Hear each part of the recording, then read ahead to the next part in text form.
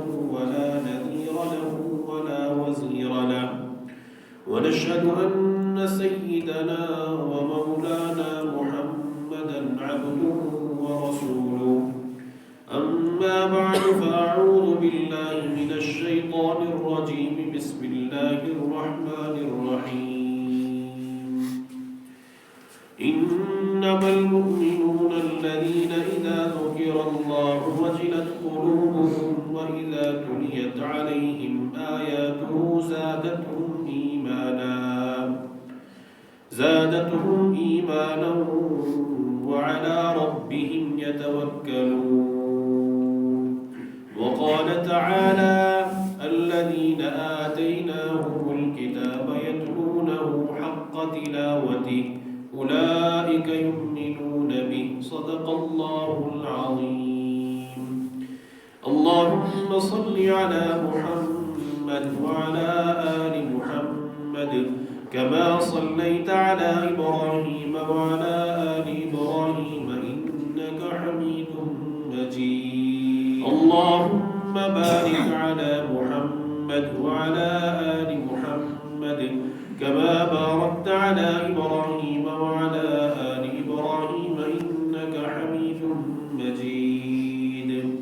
رضينا بالله ربا وبالإسلام دينا وبمحمد صلى الله عليه وسلم نبيا ورسولا.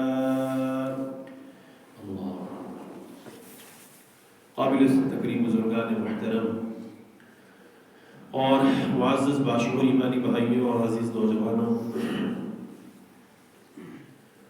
تمام تعریفیں اس اللہ وحدہ لا شریک لہ کے لیے خاص ہیں جس اللہ نے ہم سب کو انسانی شکل عطا کی، ایمان کی عظیم دولت سے نوازا اور امام الانبیاء جناب محمد عربی صلی اللہ علیہ وسلم کی امت میں پیدا فرمایا، اور قرآن کریم جیسی عظیم کتاب کے ذریعے سے اللہ نے ہماری رہبری اور رہنمائی فرمائی. تمام تعریفیں اسی اللہ کے لیے خاص ہیں. بے پناہ تعریف اس اللہ کی کہ جس اللہ نے ہمیں زندگی میں پھر سے رمضان المبارک جیسا مقدس اور بابرکت مہینہ عطا کیا، جس کے بیش قیمتی تقریباً 20 ایام ہم سے رخصت ہو چکے ہیں.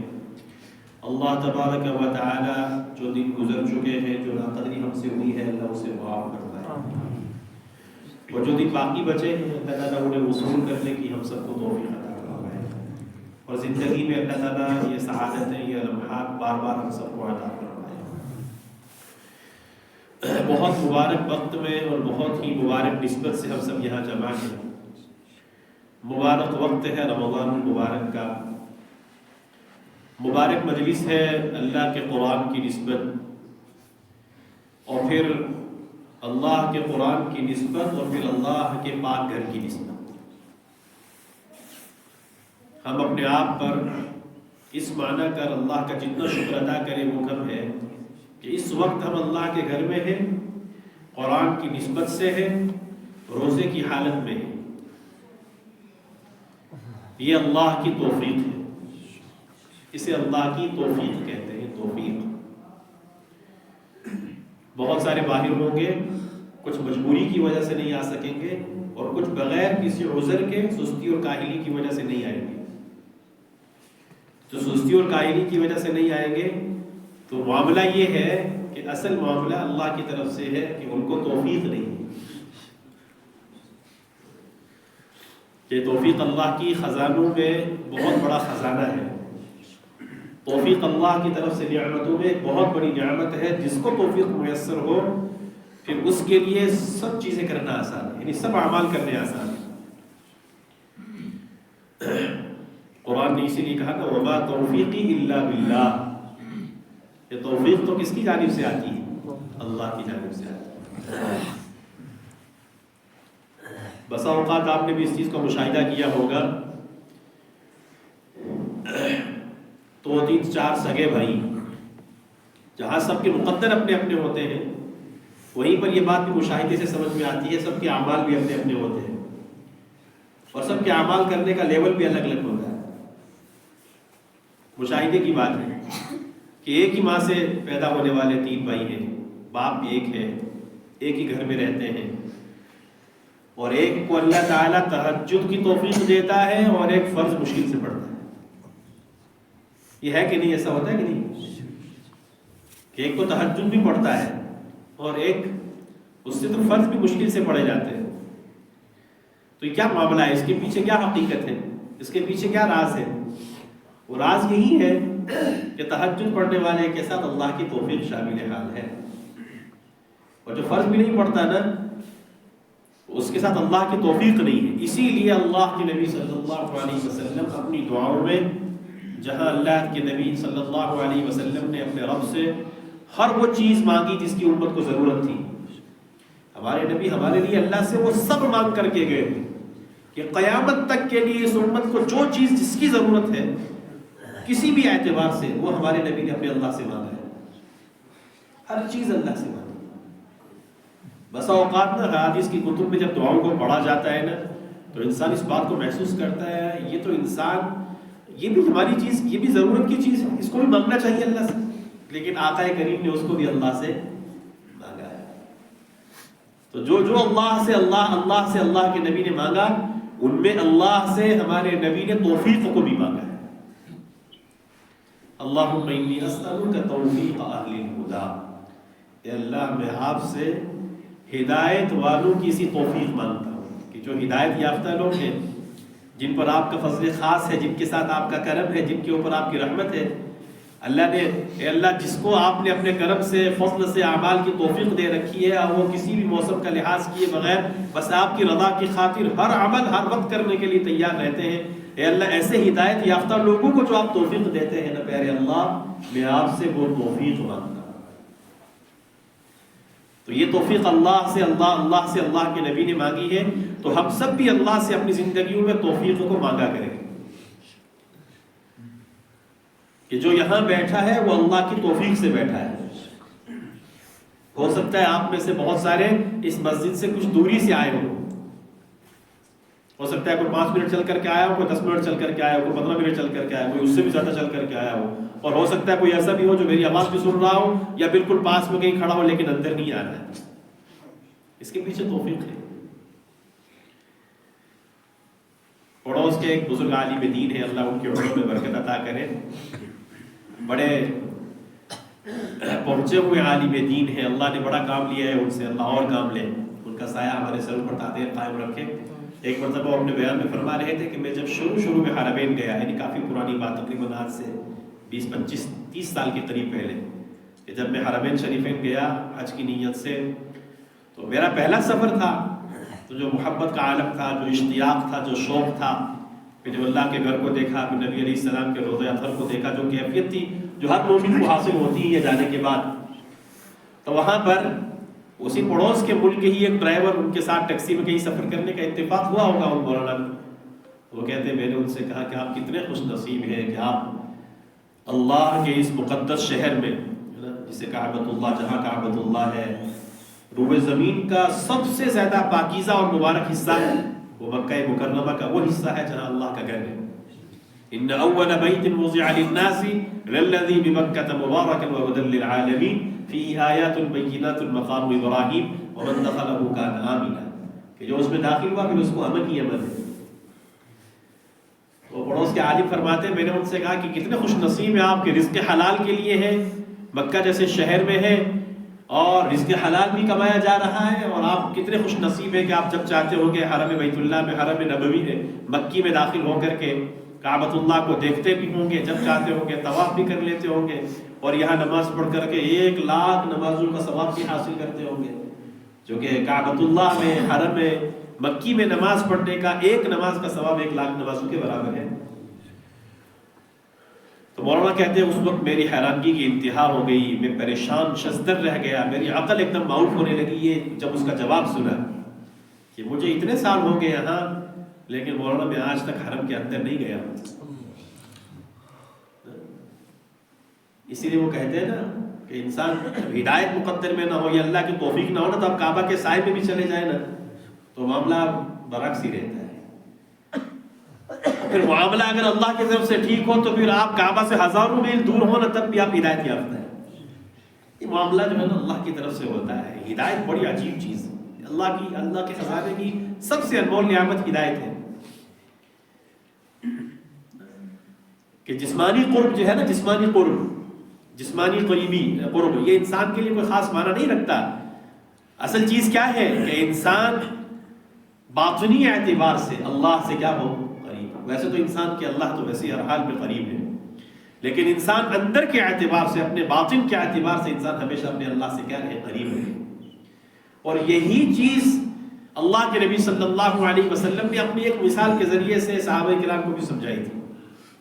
اگرچہ وہ صحابہ جو اللہ کے نبی صلی اللہ علیہ وسلم کے سامنے رہتے تھے، وہ صحابہ اسی لیے کہلائے کہ ان کو اللہ کے نبی کی صحبت حاصل تھی، کہ ان کا اٹھنا بیٹھنا زندگی کا ہر لمحہ نبی کریم صلی اللہ علیہ وسلم کی صحبت میں تھا، اسی لیے پھر وہ صحابہ بنے. لیکن وہ صحابہ کو جو مقام ملا وہ تو قرآن نے کہہ دیا ہمیشہ کے لیے کہ اللہ ان سے راضی اور وہ اللہ سے راضی. تو قرآن نے انہی صحابہ کے بارے میں کہا اولئک هم الصادقون، وہ سچے ہیں. اولئک هم الفائزون، وہ کامیاب ہیں. اولئک هم المفلحون، وہ کامیاب ہیں.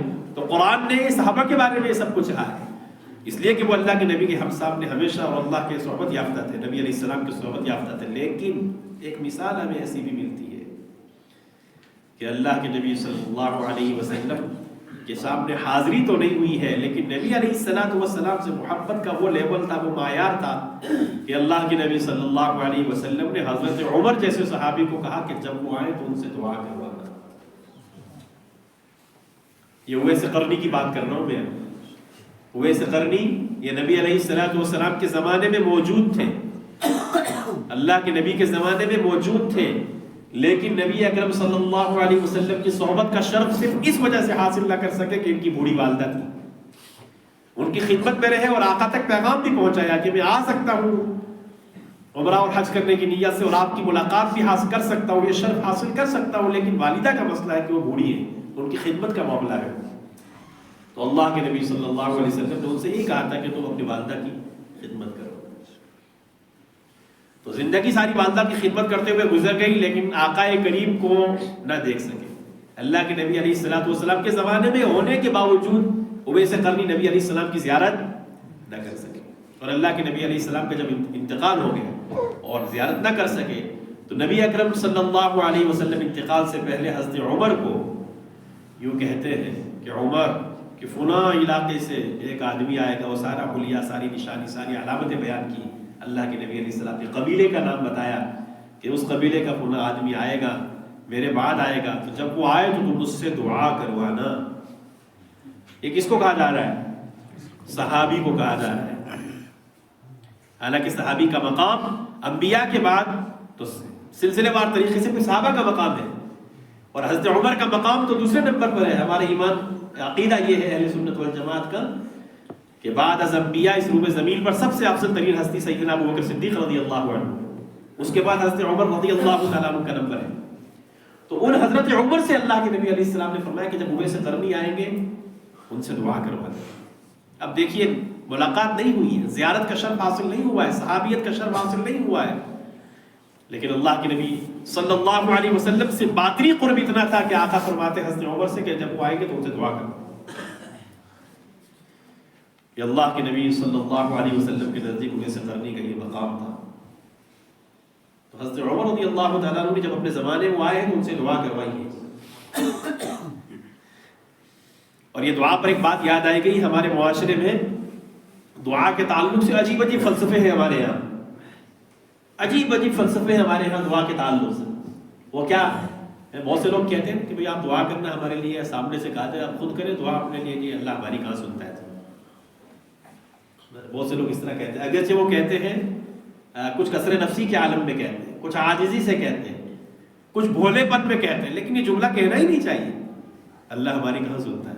جب قرآن نے یہ کہا ہے وَإِذَا سَأَلَكَ عِبَادِي عَنِّي فَإِنِّي قَرِيبٌ أُجِيبُ دَعْوَةَ الدَّاعِ إِذَا دَعَانِ، کہ جب میرا بندہ مجھے پکارتا ہے تو میں اس کی پکار کو سنتا ہوں، قبول کرتا ہوں. تو اس کے بارے میں یہ تھوڑی ہے کہ کسی عالم کی قبول کرے گا، کسی مفسر محدث کی قبول کرے گا. یہاں تو ہر مومن کی دعا کے بارے میں، اس لیے کبھی زبان سے یہ نہیں کہنا چاہیے کہ اللہ ہماری کہاں سنتا ہے. یہ جملہ ہی ہمیشہ دعا مانگنے کے لیے مجبور نہیں کرتا. ورنہ اگر ہر مومن اپنے دل میں یہ دماغ میں یہ بات بٹھا لے کہ میرا جب بھی کوئی مسئلہ ہو یا نہ ہو، میرے پاس ایک بہترین ہتھیار ہے دعا کا، اپنے اللہ کے قرب کو حاصل کرنے کا اور اللہ کی محبت کو اپنے دل میں بسانے کا بہترین ہتھیار دعا ہے کہ جو انسان جتنا زیادہ اللہ سے دعا مانگتا ہے وہ اللہ سے اتنا قریب ہوتا ہے. جو آدمی جتنا زیادہ اہتمام کے ساتھ پابندی کے ساتھ اللہ سے لو لگاتا ہے تنہائیوں میں بطور خاص اللہ سے اپنے شکایتیں ہیں شکوے ہیں اپنے مرض ہے اپنی حاجتیں ہیں جو ہے اللہ کے سامنے رکھتا ہے اللہ سے وہ اتنا قریب بھی ہوتا ہے اور اللہ کی رحمتوں کا اتنا مستحق بھی ہوتا ہے. یہ ضابطہ ہے اللہ کے یہاں سے کہ دنیا کا معاملہ تو اس کے برعکس ہے کہ آپ کسی کے پیچھے پڑ جائیں گے اگر وہ کتنا ہی اچھے مزاج والا کیوں نہ ہو کسی کے پیچھے اگر آپ پڑیں گے نا تو وہ 2-4-6 مرتبہ کے بعد اٹھتا جائے گا اور ہو سکتا ہے 6 مرتبہ 5 مرتبہ آپ کو ڈانٹ بھی دے میری جان چھوڑ کے میرے پیچھے پڑا ہے میری جان کھائے. لیکن اللہ کا معاملہ بالکل اس کے برعکس ہے. جو آدمی جتنا زیادہ اللہ کے قرب اللہ سے مانگتے ہوئے اللہ کے قریب ہوگا اللہ کو اس پر اتنا ہی ترس آتا ہے اللہ کو اس پر اتنا ہی رحم آتا ہے کہ یہ میرا بندہ بار بار مجھ سے مانگتا ہے. یعنی ہر 2 گھنٹے کے بعد ایک آدمی اگر مانگ جائے بیٹھنے کے لیے اللہ سے اللہ کو بہت پسند آئے گی اس کی یاد. اللہ کو یہ چیز پسند ہے کہ میرا بندہ مجھ سے مانگے میرا بندہ میرے سامنے آ کر کے اپنے آنسو بہائے میرا بندہ میرے سامنے آ کر کے اپنے شکوے شکایتیں ضرورتیں رکھے. اس لیے کہ دنیا والوں کے پاس رکھا ہی کیا ہے. یعقوب علیہ السلام نبی تھے کہ نہیں تھے؟ یعقوب علیہ السلام نبی تھے نا اور اولو العزم نبی تھے اور ایسے نبی تھے کہ جنہوں نے اپنی اولاد کی جاتے ہوئے فکر کی ہے. آج ہمیں کس چیز کی فکر ہے کہ میں اگر مرنے والا ہو جاؤں تو میں فکر کروں گا کہ میرے بچے اس زمین کا کیا ہوگا اس جائیداد کا کیا ہوگا اس دکان کا کیا ہوگا یہ تیرا کیا ہوگا. ہم سب اسی کی فکریں کرتے ہیں نا. آخرت جائے چولہے بھاڑ میں آخرت جنت جہنم تو بس دیکھ لیں گے ہو جائے گا کچھ کر لیں گے نہیں ہوا تو کیا مسئلہ ہے مر جائیں گے تو بس ختم بات. لیکن نبی جو فکر کرتے تھے نا وہ اس چیز کی فکر نہیں کرتے تھے. یعقوب علیہ السلام کا تذکرہ قرآن نے جب کیا پہلے پارے کے اندر ام کنتم شہداء اذ حضر یعقوب الموت کہ جب یعقوب علیہ السلام پر نزاع کا عالم طاری ہوا ان کے موت کے اثرات ظاہر ہوئے تو اذ قال لبنیہ ما تعبدون من بعدی یعقوب علیہ السلام نے بیٹوں کو جمع کیا. یہ نبی آپ سوچ رہے ہیں توجہ ہے نا آپ کی توجہ رکھیں گے تو انشاءاللہ بات کہنے میں بھی آسانی رہے گی اور آپ کو سمجھنے میں بھی آسانی رہے گی. تو یعقوب علیہ السلام نبی ہو کر کے حالانکہ ویسے عقل کیا کہتی ہے یار نبی کا بیٹا ہے نبی کی اولاد ہو تو وہ تھوڑی گمراہ ہو سکتی ہے. عقل ہماری یہی کہتی ہے نبی کا بیٹا ہو تو پھر وہ کیسے گمراہ ہو سکتا ہے وہ کیسے راہ سے بھٹک سکتا ہے. لیکن قرآن اسی پر شاہد عدل ہے. ہدایت اتنی انمول چیز ہے اتنی عجیب چیز ہے اللہ کے خزانے کی تو دینے پر آئے اللہ ہدایت دینے پر آئے تو بغیر کسی رشتہ داری بغیر کسی نسب کے بغیر کسی تعلق کے کہیں کے بھی کسی کو بھی اٹھا کر کے اللہ ہدایت دے دے اور نہ دینے پر آئے تو اپنے گھر کے حقیقی رشتہ داروں کو نبی کے رشتہ داروں کو اللہ نے ہدایت نہیں دی. یہ بات توجہ سے سنیے گا بہت نازک معاملہ ہے. آج ہم جو مطمئن بنے بیٹھے ہیں نا اپنے ایمان پر وہ سوچتے ہیں کہ ہم ایمان والے ہیں اور ہم نبی کے امتی ہیں قرآن و سنت والے ہیں لہٰذا بس یہ ہمارے پیچھے آنے والی نسل بھی اسی پر رہے گی. اس غلط فہمی سے جتنا جلدی اپنے آپ کو باہر نکال لیں گے اتنا ہمارے لیے اچھا ہے. یہ آنے والی ہماری کل کی نسل ایمان پر باقی رہے گی کہ نہیں اس کی ہم میں سے کسی کے پاس گارنٹی نہیں. ہماری اپنی گارنٹی ہمارے پاس نہیں ہے تو ہمارا آنے والا کل کیا ہونا ہے تو کسی کی کیا گارنٹی ہے کہ آنے والی کل ہماری نسل ایمان پر باقی رہے گی. تو یہی پیغام دیا یعقوب علیہ السلام نے اذ قال لبنیہ جبکہ کہا کس نے یعقوب علیہ السلام نے کس سے کہا لبنیہ اپنے بیٹوں سے ما تعبدون من بعدی میرے بعد کس کی عبادت کرو گے میرے بعد کس کی عبادت کرو گے. نبی فکر کر رہا ہے اپنی یہ توحید ہے توحید اللہ کی وحدانیت. یعقوب علیہ السلام اپنے بیٹوں کو یہی سمجھانا چاہتے ہیں کہ میرے بیٹو ایسا تو نہیں ہوگا کہ میرے جانے کے بعد دنیا میں تم بھی راستے متفرق کر لو اور معبودان باطل کے سامنے اپنے سر جھکانے لگ جاؤ اللہ کے غیر سے مدد کرنے والے بن جاؤ. کہ ایسا تو نہیں ہوگا کہ اپنی پیشانی غیر اللہ کے سامنے جھکانے والے بن جاؤ گے. تو بیٹے بھی آخر بیٹے تھے نبی کے تو کیا کہا قرآن نے اس کو ذکر کیا نعبد اے اللہ اے ہمارے والد نعبد ہم عبادت کریں گے الہ کا اس ذات کی جو آپ کا بھی الہ ہے، وہ الہ آبائی کا، اور آپ کے آبا و اجداد جو ابراہیم ہے، اسماعیل ہے، اسحاق ہے، ان کے جو آبا یعنی ان کا جو الہ ہے، الہ واحدہ، وہ الہ کون ہے؟ ایک اللہ ہے. ہم اس کی عبادت کریں گے. آپ کو یقین کرواتے ہیں، یقین دہانی کرواتے ہیں. والد آپ فکر نہ کیجئے، آپ کے جانے کے بعد ہم اسی ایک الہ کی کیا کریں گے؟ عبادت کریں گے. یعنی فکر کی ہے یعقوب علیہ السلام نے اپنی اولاد کی. اس لیے کہ یعقوب علیہ السلام اس کے ذریعے سے قرآن نے جو ان کی دعوت کو ذکر کیا، اس کے پیچھے یہی سبق دینا ہے. لاجک یہی ہے اس کے پیچھے کہ قیامت تک کے آنے والے ہر ایمان والا اپنی فکر بھی کرے اور اپنے ساتھ اپنی اولاد کی بھی اور بعد کے آنے والے نسلوں کی بھی فکر کرے. یہ طے شدہ بات ہے. آنے والا کل کس کے لیے کیا حالات لے کر کے آئے گا اور آنے والا کل کس کو کس راستے پہ چلا دے گا، ہم میں سے کسی کو پتا نہیں. یہ مطمئن نہ ہو کر کے بیٹھے کہ میں فلاں کا بیٹا ہوں، وہ اتنی بڑی نسبت رکھنے والے باپ کا بیٹا ہوں، تو باپ کا بیٹا ہے تو ہوگا اپنی جگہ پر، لیکن جب اللہ کا نظام کام کرتا ہے تو وہ جب جس کے دل کو چاہے جدھر چاہے پھیر دے. وہ اللہ کی ذات اس قابل ہے اور اللہ اس لائق ہے کہ وہ جس کے دل کو چاہے جہاں چاہے پھیر دے. نوح علیہ السلام ان کی دعوت کو قرآن نے ذکر کیا ہے. یہ میں قرآن سے چند مثالیں اس لیے دے رہا ہوں چونکہ ختم قرآن کی نسبت ہے. آج آپ نے تراویح میں قرآن کو مکمل کیا ہے، اس کی نسبت سے یہ اس موقع پر مجلس رکھی گئی ہے نا. تو میں قرآن کی نسبت سے چند باتیں آپ سے کر رہا ہوں کہ ہمارا تعلق قرآن سے مضبوط کیسے ہو، ہم قرآن سے کیسے جڑیں. حافظ صاحب نے قرآن سنا دیا اور آپ نے سن لیا. ہم میں سے کتنے ایسے تھے جس کو پتا چلا ہوگا کہ حافظ صاحب نے پہلی بات تو پڑھا کیا ہے، اور اگر کسی کو کچھ پتا بھی تھا کہ کہاں سے پڑھ رہے ہیں، کون سا پارہ ہے، کون سی آیات ہے. ہم میں سے کسی کو پتا ہے کہ اللہ تعالیٰ قرآن کی آیت میں فلاں جگہ کیا کہہ رہا ہے؟ زندگی ایسے ہی گزر گئی، ہمیں پتہ ہی نہیں چلتا قرآن کہتا کیا ہے ہم سے. اللہ کے قرآن نے پتا کیا کہا اس قرآن کے بارے میں؟ کتاب انزلناہ الیک لیدبروا آیاتہ ولیتذکر اولو الالباب. لیدبروا آیاتہ، یہ قرآن کا مقصد ہے کہ اس قرآن کی آیات میں تدبر کیا جائے، غور و فکر کیا جائے. ولیتذکر اولو الالباب، تاکہ عقل مند لوگ اس قرآن کے ذریعے سے عبرت حاصل کریں. تو قرآن تو عبرت حاصل کرنے والی کتاب ہے، قرآن تو راہ ہدایت ہے.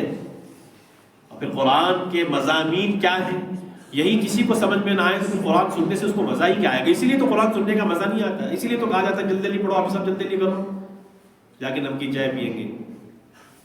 قرآن کی لذت اگر کانوں میں پڑ جائے، خالی قرآن سننے ہی کی لذت اگر کانوں میں پڑ جائے یا پڑھنے والا لذت لے کر کے پڑھے، تو پھر کیا مجال ہے کہ 2 رکعت کیا 6 رکعت کیا راتیں بھی اگر گزر جائے نا تو کم ہے. قرآن اپنے اندر ایسی چاشنی رکھتا ہے، ایسی حلاوت قرآن اپنے اندر رکھتا ہے کہ ابو جہل اور اس زمانے کے بڑے بڑے بدبخت جو کافر تھے، نبی علیہ السلام کے جانی دشمن، اسلام کے پکے کٹر دشمن، یہ سارے کے سارے ایک دوسرے کو منع کرتے تھے کہ نہیں آج سے محمد کا قرآن سننے نہیں جانا ہے. سب ایک دوسرے کو کہتے تھے کہ نہیں اب جو ہونا تھا وہ ہو گیا، ہم لوگوں کو روکتے ہیں اور خود جا کر کے محمد کا قرآن سنتے ہیں. سب ایک دوسرے کو روکنے لگے کہ نہیں جانا ہے قرآن سننے کے لیے. سب ایک دوسرے کو کہہ رہے ہیں، ابو جہل عتبہ کو کہہ رہا ہے، عتبہ شیبہ کو کہہ رہا ہے، وہ ابو لہب کو کہہ رہا ہے کہ کوئی نہیں جائے گا. سب اتفاق ہو گیا کہ کوئی نہیں جائے گا. ہر ایک نے اپنی جگہ یہ سوچا کہ بھائی وہ نہیں جائے گا، میں جا کے قرآن سننا دوں. مانتے تو نہیں تھے لیکن وہ قرآن کی جو لذت تھی نا وہ ان کو کھینچے کھینچے لے کے جا رہی تھی. ہر ایک نے یہ سوچا کہ وہ نہیں جائے گا میں جاؤں گا. سارے پہنچ گئے، سب ایک دوسرے کو دیکھ رہے ہیں، سب جمع ہو گئے اللہ کے نبی کا قرآن سننے. قرآن ایسی حلاوت رکھتا ہے اپنے. تو اس قرآن سے تعلق پیدا کیسے ہوگا؟ ہماری ساری زندگی اسی میں گزر گئی، بس کھاتے پیتے عیاشی کرتے، بس منمانیاں کرتے. ہمارے آبا و اجداد مر گئے، ہم بھی اب جوانی سے بڑھاپے کی طرف جا رہے ہیں، ہم بھی مر جائیں گے بڈھے ہو کر کے، ختم کہانی. قرآن سے کیا تعلق، قرآن سے کیا واسطہ؟ قرآن کی تلاوت کا کیا حق ادا کیا ہم نے؟ یہ قرآن کے حقوق ہے. قرآن کا پہلا حق ہے ایمان بالقرآن، قرآن کا دوسرا حق ہے تلاوت بالقرآن، قرآن کا تیسرا حق ہے عمل بالقرآن، قرآن کا چوتھا حق ہے تدبر بالقرآن، اور قرآن کا 5واں حق ہے تبلیغ بالقرآن. یہ قرآن کے حقوق ہیں، کون ادا کرے گا اس کو؟ تو پہلا حق ہے قرآن کا ایمان بالقرآن.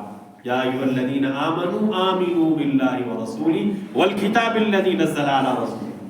یہ قرآن ایمان والو تم اس اللہ پر ایمان لاؤ، آمنوا آمنوا باللہ ورسولہ، اس اللہ اس کے رسول پر ایمان لاؤ، اور پھر اس کتاب پر ایمان لاؤ نزل علی رسولہ، جو اس کے رسول پر نازل کی گئی.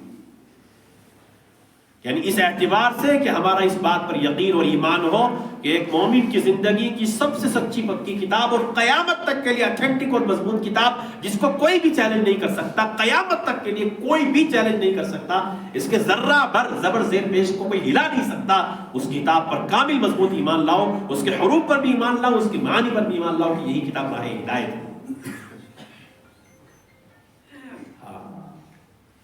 اس قرآن پر ایسا ایمان لاؤ جیسا ایمان رکھنے کا حق ہے۔ وہ قرآن ہمیں بتلاتا ہے، جگہ جگہ بتلاتا ہے قرآن ہمیں۔ کوئی پڑھے نا تو قرآن آپ کو چیخ چیخ کر کے کہے گا ذرا میرے اوپر غور کر، میں اللہ کی طرف سے نازل کرتا بے کلام ہوں اس اللہ کا، جس کو تو سرسری اٹھا کر کے چل دیتا ہے نا، جس کو نہ تجھے پڑھنے میں مزہ آتا ہے، نہ سننے میں مزہ آتا ہے، نہ دیکھنے میں مزہ آتا ہے، ذرا غور تو کرنا، اس میں تیرے لیے بہت کچھ ہے۔ تو اس قرآن میں نوح علیہ السلام کا تذکرہ کرتے ہوئے سورہ نوح 29ویں پارے کے اندر اِنَّا أَرْسَلْنَا نُوحًا إِلَىٰ قَوْمِهِ کہ ہم نے بھیجا نوح علیہ السلام کو اس کے قوم کی طرف ان انذر قومك کہ اپنی قوم کو ڈرائیں من قبل ان یأتیہم عذاب الیم، اس سے پہلے ڈرا دیں کہ ان کے اوپر دردناک عذاب آ جائے۔ تو نوح علیہ السلام نے اپنی قوم کو آ کر کے تبلیغ شروع کی۔ توجہ ہے انشاءاللہ، بس 15 منٹ بعد ختم کریں گے، پھر دعا کریں گے انشاءاللہ، توجہ رکھیں گے آپ انشاءاللہ۔ نوح علیہ السلام نے اللہ کی طرف سے جو ذمہ داری ملی نبوت کی، اس کو آ کر کے کام شروع کیا نوح علیہ السلام نے۔ اب ہر نبی کا ہمارا ایمان ہے، یقین ہے کہ ہر نبی نے اپنے جی جان سے محنت کی ہے اللہ کے کلمے کو نافذ کرنے کے لیے۔ وہ بات اور ہے کہ کسی نبی کے ہاتھ پر بہت کم لوگ ایمان لائے، کسی کے کچھ زیادہ اور کسی پر بہت زیادہ، اور کچھ شاید انبیاء ایسے بھی ہوں گے شاید جن کے پاس جو اللہ کے سامنے اس حال میں پیش ہوں گے کہ اکا دکا کوئی لے کر کے جائیں گے اللہ کے سامنے۔ تو اس کا مطلب یہ تو نہیں نا کہ اس نبی نے اپنے وقت میں آ کر کے محنت نہیں کی، ایسا تو نہیں، ہر نبی نے محنت کی، ہر نبی نے آ کر کے یہ دعوت کی ہے یا قوم اعبدوا اللہ ما لکم من الہ غیرہ، اے میری قوم اس اللہ کی عبادت کرو کہ جس کے علاوہ کوئی معبود نہیں۔ تو یہی مشن لے کر کے نوح علیہ السلام جب اپنی قوم کے درمیان میں آئے ہیں، اور اللہ تعالیٰ کو اپنے نبی نوح کی دعوت اتنی پسند آئی ہے کہ قرآن نے اس کا منظرنامہ، قرآن نے اس کا منظر کھینچا ہے، اس کی منظر کشی کی ہے۔ حالانکہ میری اس بات پر غور کریں گے آپ لوگ، نبی علیہ السلام نے اپنے بارے میں کیا فرمایا کہ اللہ کے راستے میں جتنا مجھے ستایا گیا اتنا کسی کو نہیں ستایا گیا۔ سنا ہے نا آپ نے اس سے پہلے جملہ، یہ حدیث ہے، اللہ کے راستے میں مجھے اتنا ڈرایا گیا جتنا کسی کو نہیں ڈرایا گیا۔ حالانکہ نبی علیہ السلام کی کل عمر 63 سال ہوئی ہے، اور مکی مدنی زندگی کو ملا کر کے جو نبوت بعد کے ملنے کا زمانہ ہے تو کتنے سال بنتے ہیں وہ 23۔ اس 23 سال کی مدت کے بارے میں آقا کریم کیا فرماتے ہیں کہ جتنا مجھے اللہ کے راستے میں ڈرایا گیا اتنا کسی کو نہیں ڈرایا گیا، جتنا مجھے اللہ کے راستے میں ستایا گیا اتنا کسی کو نہیں ستایا گیا۔ اور دوسری طرف نوح علیہ السلام ہے جو 950 سال تک قوم کو دعوت دیتے رہے، سمجھاتے رہے۔ اب ان کے ساتھ قوم نے کیا عالم کیا ہوگا، قوم نے کیا حشر کیا ہوگا، ان کی دعوت قرآن نے جب نقل کی، ان کا انداز، ان کا اندر، نوح علیہ السلام کی جو کیفیت قرآن نے بیان کی ہے، قال رب انی دعوت قومی لیلا ونہارا، میرے رب میں نے اپنی قوم کو دن میں بھی بلایا رات میں بھی بلایا۔ کس کی طرف؟ اللہ کی طرف۔ اے اللہ انی دعوت قومی، میں نے اپنی قوم کو بلایا، دن میں بھی بلایا رات میں بھی بلایا۔ فلم یزدہم دعائی الا فرارا، میرے بلانے سے بجائے وہ میرے قریب آنے کے، کہ میرے پاس آ کر کے وہ تیرے تک پہنچتے، تیرا قرب حاصل کرتے، بجائے قریب آنے کے الا فرارا، بہت زیادہ بھاگنے لگ گئے، مجھ سے دور ہوتے گئے۔ تو قرآن نے جو منظر نامہ کھینچا ہے نا، جو منظر کشی کی ہے نوح علیہ السلام کی دعوت کی، دعوت نامے کی، ان کی محنت کی، تو میں جو بات بتلانا چاہتا ہوں وہ یہ ہے کہ یہ نوح علیہ السلام جس نے اپنی قوم کو 950 سال تک جو ہے نا اللہ کی طرف دعوت دی ہے، اس نبی نے نوح علیہ السلام نے اپنے بیٹے کو اللہ کی طرف کس طرح بلایا ہوگا، کیسے کیسے اللہ کی طرف متوجہ کیا ہوگا، آپ اس کو ذرا تصور کیجیے۔ اگر آپ میری بات کو غور سے سن رہے ہیں تو میں آپ کو کیا چیز سمجھانا چاہتا ہوں؟ بات یہ سمجھانا چاہتا ہوں کہ توفیق اور ہدایت کا معاملہ جب اللہ کے پاس ہے تو پھر وہ اسی کے خزانے سے آئے گی، کس کے لیے آ جائے اور کس کے لیے نہ آئے اللہ کے سوا کسی کو نہیں پتا۔ تو 950 سال تک قوم کو دعوت دینے والے نبی اپنے بیٹے کے لیے کیسی فکر کی ہو؟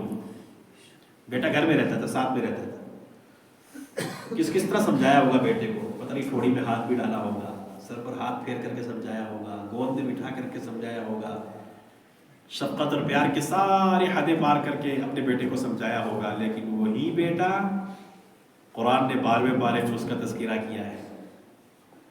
وَنَادَى نُوحٌ ابْنَهُ وَكَانَ فِي مَعْزِلٍ يَا بُنَيَّ ارْكَب مَعَنَا وَلَا تَكُن مَعَ الْكَافِرِينَ. کہ جب اپنے وقت پر ساری حدیں پار کر دی نوح علیہ السلام کے بیٹے نے، ساری حدیں پار کر دی اور نہیں مانا، اور جب پھر اللہ کی طرف سے طوفان نوح، عالمی عذاب جب آیا ہے نوح علیہ السلام کی قوم پر، اس وقت جہاں باقی قوم غرق ہونے لگی ہے تو نوح علیہ السلام کی بیٹا بھی انہی میں سے شامل تھا. یہ قرآن ہے. آخر باپ ہونے کی حیثیت سے جب دیکھا کہ سب غرق ہو رہے ہیں، یا بنی، اے میرے بیٹے، ارکب معنا، ہمارے ساتھ کشتی پر سوار ہو جا، ولا تکن مع الکافرین، کافروں میں سے مت بن. تجھے اب بھی کہہ رہا ہوں، میری بات مان لے، میں نبی بھی ہوں، تیرا والد بھی ہوں، میری بات مان لے، ان کافروں کے ساتھ بچ جا، مان لے میری بات، ارکب معنا، کشتی پر سوار ہو جا. لیکن آگے سے جواب قرآن نے نقل کیا ہے. اگر قرآن ہمیں نہ بتاتا تو ہمیں کیا پتا چلتا کہ نوح نبی کی اور بیٹے کی کیا بات ہوئی آپس میں. سآوی الی جبل یعصمنی من الماء،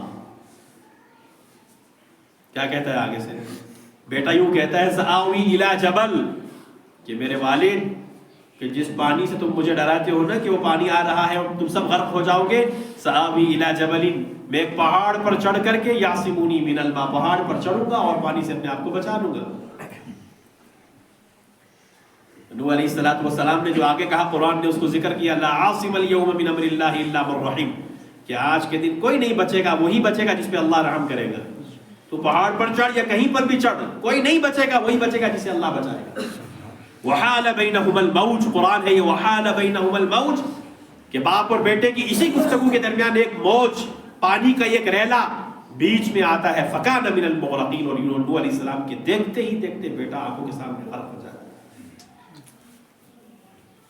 جب غرق ہوتے ہوئے دیکھا نا، پھر دعا کی اللہ سے، اللہ میرا بیٹا ہے، ان ابنی من اہلی، میرا بیٹا ہے، وان وعدک الحق، تیرا وعدہ بھی سچا ہے، انت احکم الحاکمین، آپ بہترین حاکم ہے. اللہ سفارش کر رہے ہیں، اللہ بچا لے، میرا بیٹا ہے.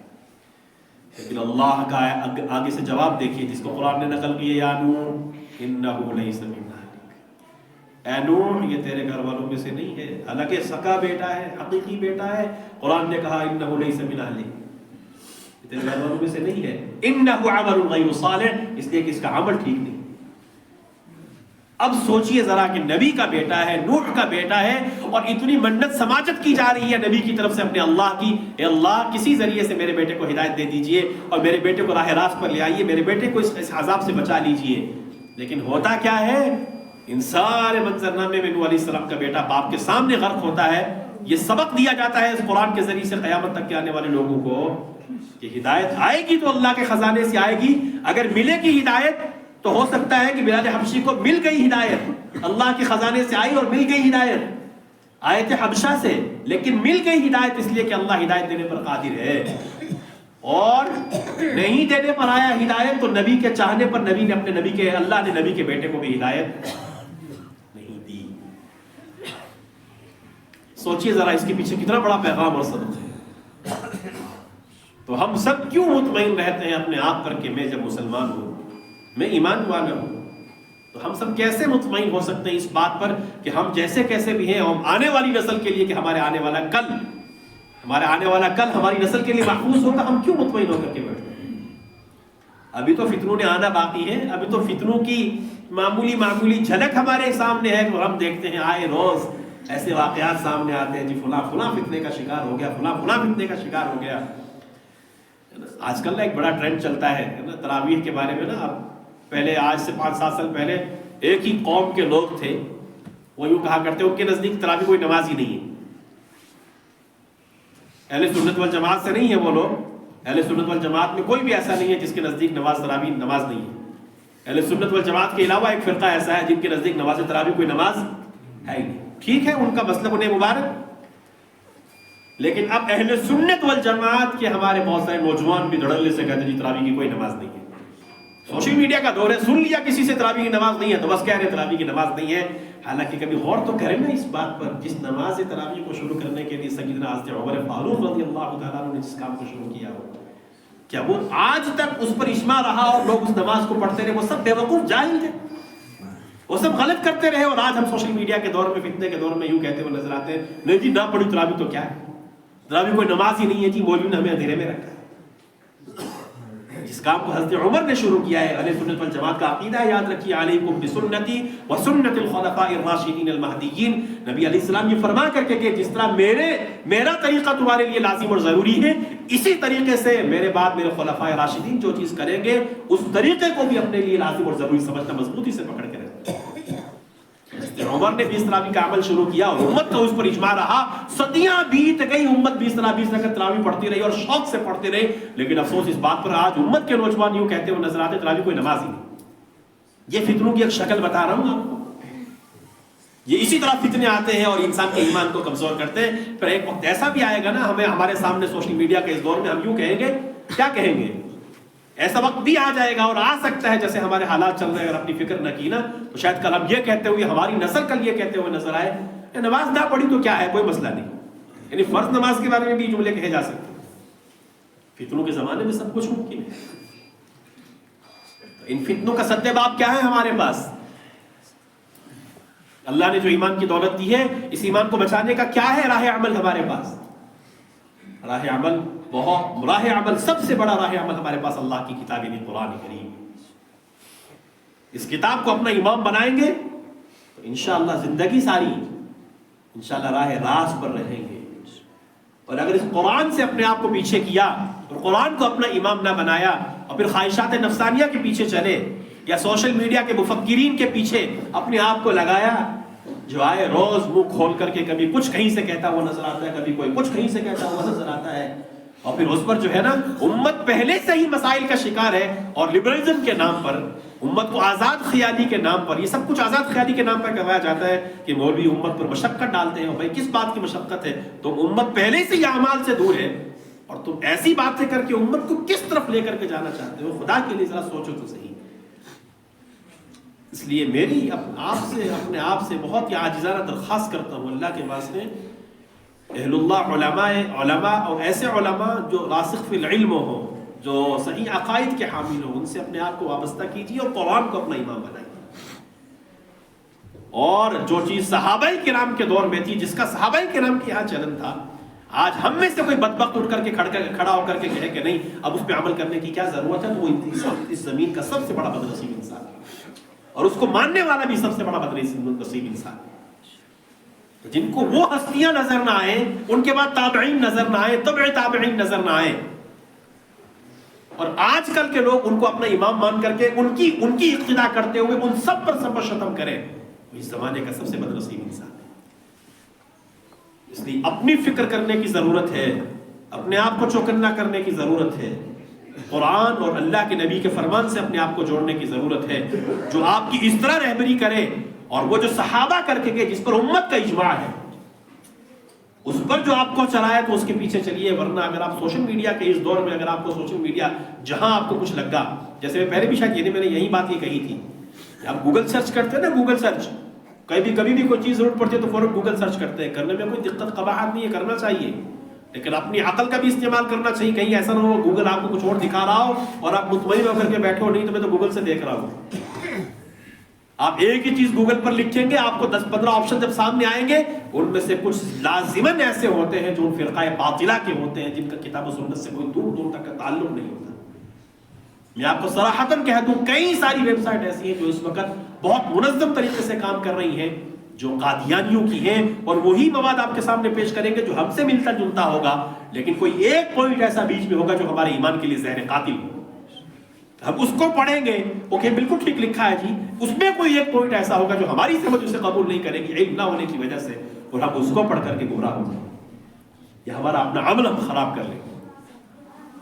اس لیے ہر سنی سنائی بات کو، ہر کہی گئی بات کو سن نہیں لینا چاہیے، کوئی بھی کہی کہے تو اس کو سن لیں، ایسا نہ کریں، اپنے آپ پر ظلم نہ کریں، راسخ فی العلم علماء کرام سے اپنے آپ کو جوڑ کر کے قرآن و سنت کا علم حاصل کرنے کی کوشش کریں۔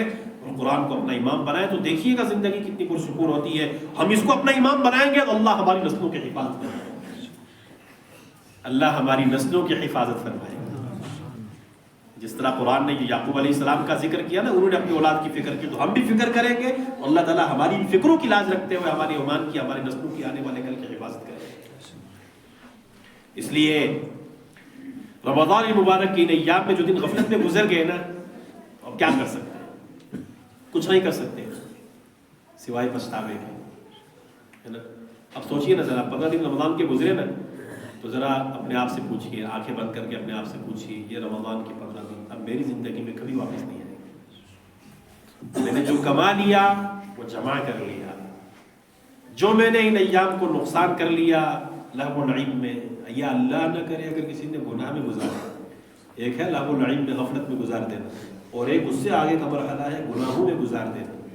اگر کسی نے رمضان میں بھی گناہ کیے ہیں, وہ کسی بھی طریقے کے گناہ کیے ہو, تو وہ نا اپنے آپ کو تنہائی میں بیٹھ کر کے بہت ملامت کرے اپنے آپ پر کہ رمضان کے مقدس مہینے میں بھی مجھ سے گناہ ہوئے ہیں, تو میں عید کی رات کیسے اللہ سے انعام کا حقدار بنوں گا. عید کی رات میں انعام لینا ہے نا ہم نے, کہ نہیں لینا, اللہ سے لینا ہے نا. تو انعام کامیاب ہونے والوں کو ملتا ہے, محنت کرنے والوں کو ملتا ہے, یا پھر نکمے اور لہو و لعب فضولیات میں لگنے والوں کو انعام ملتا ہے. انعام کس کو ملتا ہے؟ کچھ کرنے والوں کو انعام ملتا ہے نا, کچھ محنت کرنے والوں کو انعام ملتا ہے نا. تو جو دن گزر گیا تو چلیے اللہ سے معافی مانگ لیتے ہیں. تو جو دن باقی بچے ہیں, 15 دن باقی بچے, پھر اس میں سب سے اخیر کا سب سے اہم ترین 10 دن آخری عشرہ, اللہ رمضان کا سارے کے سارا پورا رمضان ہی بہت ہی اہمیت اور قدر و منزلت والا ہے, لیکن آخری عشرے کی بہت زیادہ فضیلت ہے, اس لیے کہ اس میں لیلۃ القدر ہے. لیلۃ القدر خیر من الف شہر. اس لیے جو دن باقی بچے ہیں انہیں وصول کرنے کی کوشش کریں گے نا انشاءاللہ. قرآن کی تلاوت کے ذریعے, قرآن کے مطالب اور معانی کو سمجھنے کے ذریعے, روزوں کی پابندی کرنے کے ذریعے, شرائط اور ضوابط کے ساتھ کہ سر کے بالوں سے لے کر پاؤں کے ناخن تک ہر چیز کا روزہ رکھیں.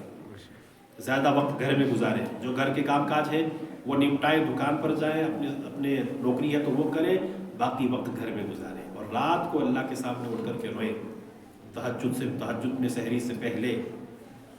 اس طرح کر لیں گے تو انشاءاللہ پھر عید کی رات میں نا جب اعلان ہوگا نا کہ آؤ انعام لینے کے لیے, تو اللہ کرے ہم اس میں شامل ہوں. کتنا بد نصیب ہوگا وہ انسان, کتنا بد نصیب ہے وہ مومن کہ ایک طرف اللہ کی طرف سے انعام بٹے اور اس کا نام ہی نہ ہو. کہ تو کس لیے لائن میں کھڑا ہے, تیرا تو کچھ حصہ ہی نہیں ہے. تو آنکھ سے غلط دیکھتا تھا, تو زبان سے جھوٹ بولتا تھا, تو غیبت کرتا تھا, تو نے کانوں سے غلط سنا ہے, تو کس منہ سے اللہ کے سامنے حاضر ہے. اور یہی رمضان اگر ہمارے لیے اللہ کے ہلاکت کا ذریعہ بن گیا تو ہم سے بڑا بد نصیب کون ہے. تو کریں گے نا وصول ایام. جو قرآن آپ نے تراویح میں سنا اللہ اسے قبول فرمائے. حافظ صاحب کو بھی اللہ پاک اس کا بہترین بدلہ عطا فرمائے, اور سننے والوں کو بھی اللہ اس کا اجر عطا فرمائے. زندگی میں اللہ بار بار رمضان مقدر فرمائے. یہ سعادت ہے. جیسے ابن القیم جوزی رحمۃ اللہ علیہ نے لکھا ہے نا کہ اگر جو قبروں میں چلے گئے ہیں نا لوگ, اگر اللہ تعالیٰ ان کو چانس دے نا کہ تم کسی چیز کی تمنا کرو, ان کو اگر آپشن دیا جائے, اللہ کی طرف سے ان کو چانس دیا جائے کہ تم تمنا کرو کسی چیز کی, تو ابن القیم جوزی رحمۃ اللہ علیہ نے لکھا ہے تو قبروں میں پڑے ہوئے لوگ رمضان کے ایک دن کی تمنا کریں, اے اللہ رمضان کا ایک دن پھر سے عطا کر. ہم نے کتنے دن ایسے گزارے ہیں, کتنے دن ایسے گزارے ہیں. تو اب آگے جو دن گزارنے نہیں ہیں بنانے کریں گے نا انشاءاللہ.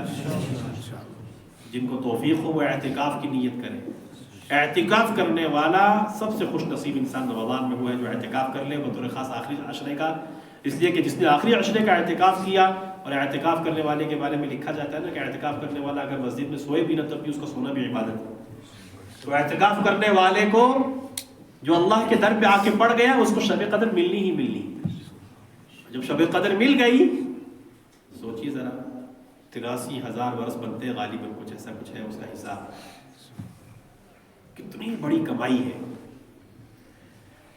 اللہ تعالی ہم سب کو کتاب و سنت والی زندگی عطا فرمائے. جب تک ہم زندہ ہیں اللہ ہمیں شریعت و سنت پر رکھے, شریعت و سنت پر رکھے. ہمیشہ اللہ سے مانگیں کہ اللہ ہمیں کوئی راستہ نہیں چاہیے سوائے کتاب و سنت. ہم کسی راستے پر نہیں چلیں گے، اسی راستے پر چلنا چاہتے ہیں جس پر اللہ کے نبی ہمیں چھوڑ دیں. اور آپ سب کے آنے کو اللہ قبول فرمائے، ہم سب کی اس مجلس کو اللہ ہم سب کے لیے دنیا میں ہدایت اور آخرت میں نجات کا ذریعہ فرمائے.